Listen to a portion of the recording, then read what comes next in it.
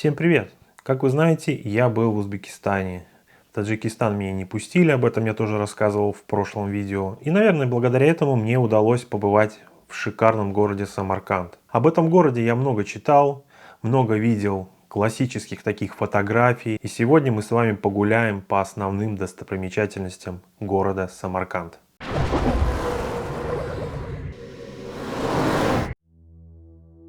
Самарканд – один из древнейших городов мира, основанный приблизительно в 8 веке до нашей эры. Он родственник Древнего Рима. В античной истории Самарканд известен как столица древнейшего государства Согдиана. За всю историю этого города сменилось множество правителей, но запоминающимся из всех стал Амир Тимур. Он внес выдающийся вклад в национальную государственную систему, образование и культуру, а также в общее развитие своего государства. Он содействовал строительству монументальных исторических зданий в этом древнейшем городе, по которым мы сейчас с вами и отправимся.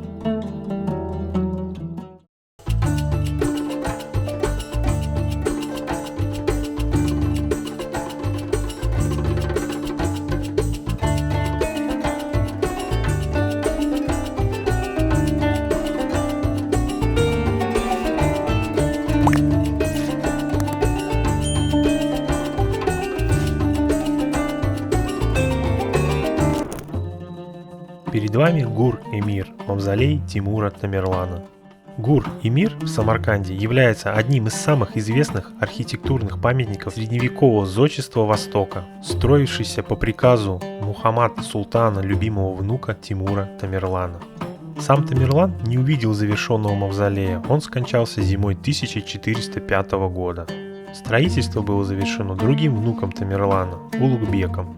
И хотя Амир Тимур уже приготовил для себя мавзолей в родном городе Шахрисабзе, именно Гур-Эмир стал его гробницей, а также местом захоронения его потомков. Здесь покоятся двое сыновей Тамерлана и любимые внуки. Сегодняшний облик комплекса – это результат многолетних реставрационных работ, начатых еще в 1967 году. Гур-Эмир поражает не только своим внешним видом, но и красотой и богатством внутреннего убранства. На этом скриншоте известного фильма «Джентльмены удачи» 1971 года можно увидеть, что к началу 70-х годов был отреставрирован лишь бирюзовый купол.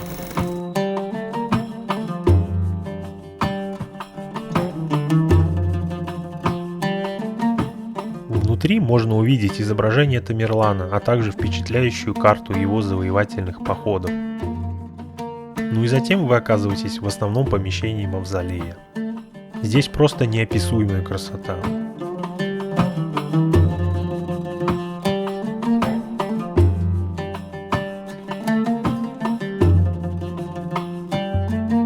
В центре зала за оградой находятся декоративные надгробия, являющиеся не могилами, а лишь проекциями настоящих могил тимуридов, расположенных в подземном склепе.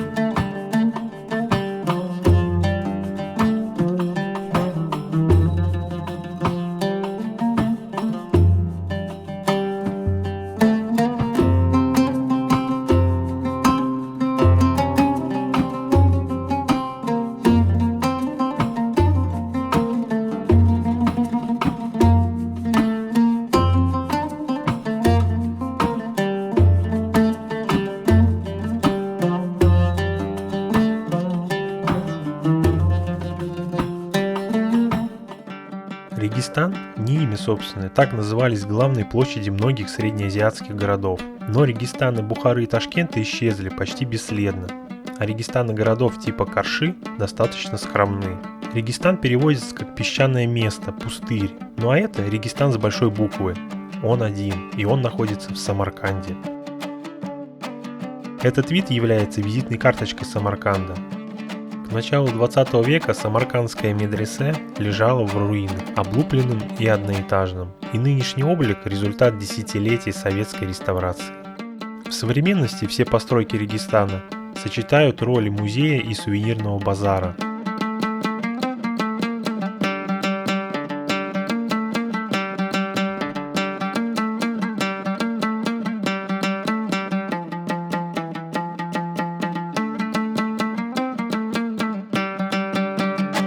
Второй Второй этаж полностью создан в эпоху Советского Союза, так как в конце 18 века его снес бухарский наместник.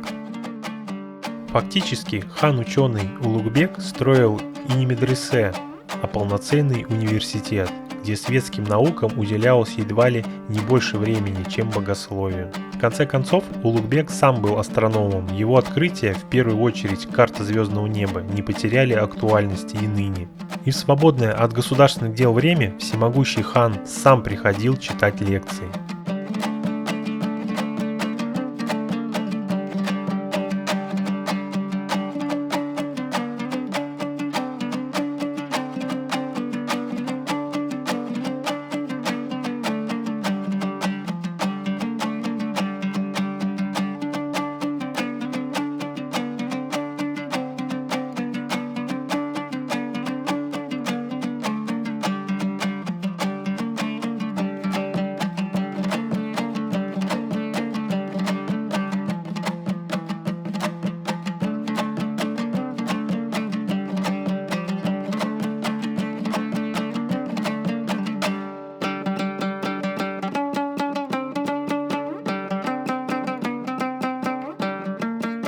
Фасад медресе Шер-Дора практически отражение фасада медресе Улугбека, и лишь ребристые купола гораздо стройнее и выше. Притом минаретов у Шер-Дора всего 2, а не 4.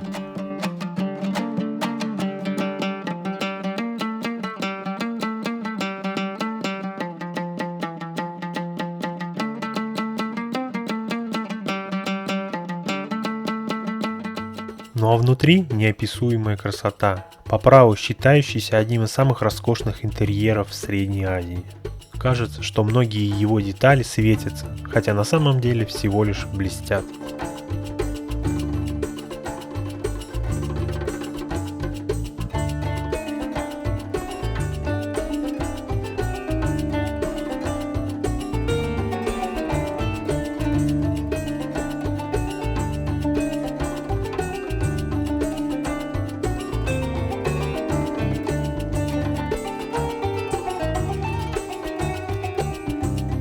Ну а в коридорах декор уже скромнее, вернее его тут попросту нет. Побывать в Самарканде и не побывать здесь, это можно сказать не побывать и вовсе в городе, так что всем советую сюда прийти.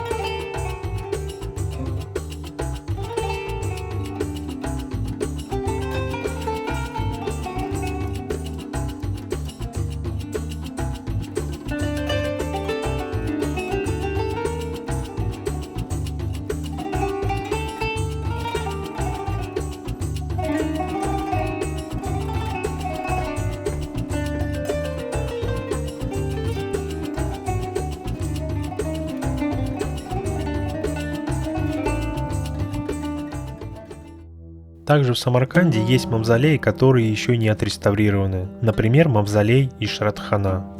Здесь можно наглядно посмотреть, что было бы с различными достопримечательностями Самарканда, если бы их не реставрировали.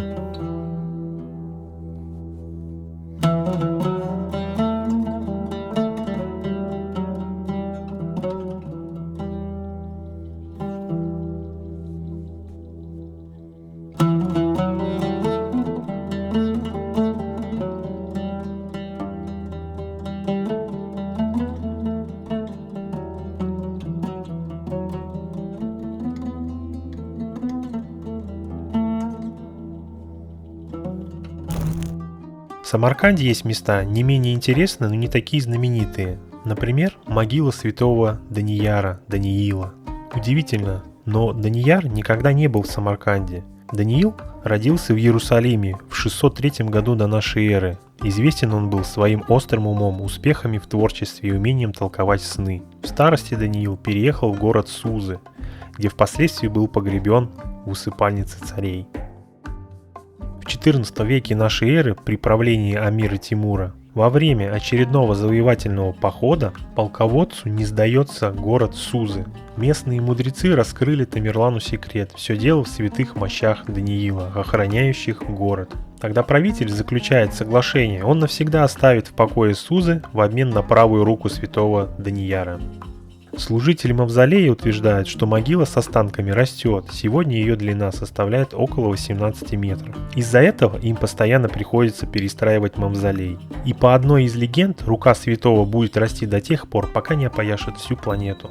Есть и другая версия, согласно которой Тамерлан специально построил такую большую могилу, дабы защитить мощи от воров. И еще немного об удивительном. В 1996 году мавзолей посетил патриарх Алексий II. Он осветил могилу и фисташковое дерево, растущее рядом с мавзолеем. Дерево хотели вырубить, так как около 500 лет оно было сухим. Весной 1997 года дерево зацвело. Сегодня туристы привязывают к нему ленточки и загадывают желания. Место для мавзолея было выбрано Тамерланом неспроста. Когда его караван возвращался, неожиданно остановился именно у реки Сиап, а из-под земли вдруг забился святой источник. Он, кстати, существует и по сей день. Можно попить воды, умыться и загадать желание. Мемориальный комплекс Шахи-Зинда в Самарканде внесен в список культурного наследия ЮНЕСКО.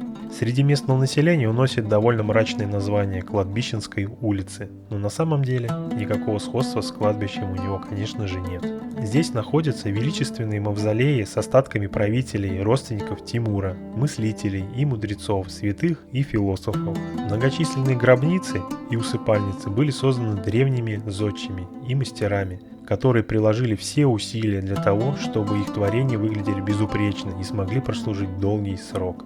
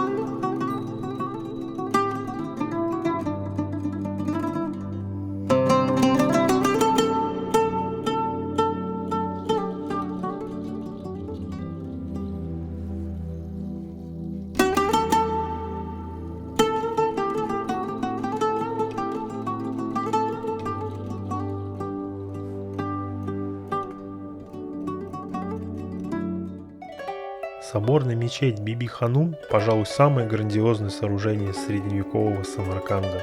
Эта мечеть была названа в честь любимой жены Тимура. Однако то, что сегодня предстает взору жителей и гостей города, это результат громаднейшей работы и искусных реставраторов. Дело в том, что в 80-х годах прошлого века этот архитектурный ансамбль лежал в руинах. Широкомасштабная реставрация началась в конце 80-х годов. Примерно за 15 лет работ было восстановлено почти 80% того, что требовало восстановления. Реставрация этого уникального памятника продолжается и сегодня.